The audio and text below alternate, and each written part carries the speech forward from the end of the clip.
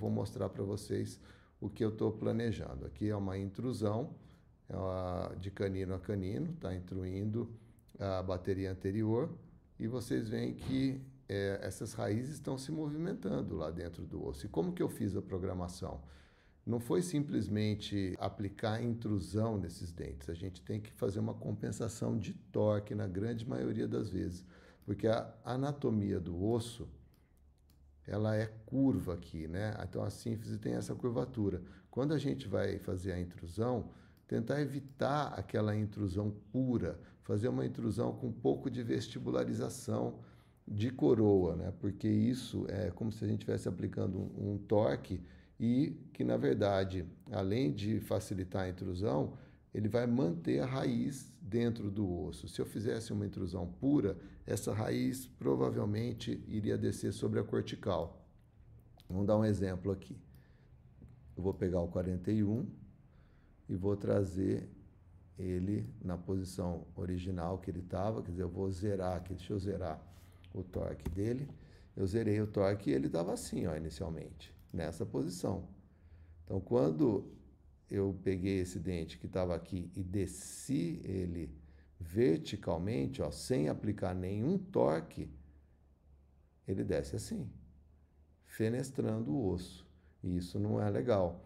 Então, o que a gente tem que fazer? Aplicar, e eu fiz isso em todos os dentes anteriores, eu apliquei, nesse caso, eu apliquei perto aí de 6 graus e meio de torque, ó. Certo? Quando eu vou aplicando o torque lingual, a raiz vai saindo aqui da cortical. E se eu olhar do outro lado, ela não está fenestrando, né? Se eu aplicasse um torque exagerado, né, eu ia ver ela saindo também por lingual.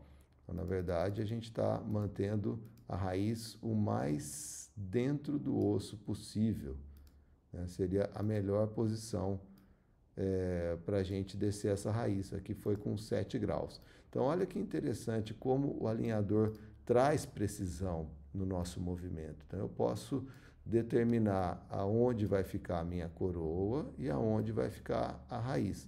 Quando eu tenho esse recurso da tomografia integrado, eu vou cometer muito menos erros, né, nos meus movimentos. E, por outro lado, não quer dizer que quando aparecem esses pontos vermelhos, que o dente vai estar fenestrando. Eu vou dar um outro exemplo aqui. Na maxila, às vezes a gente faz expansões, né?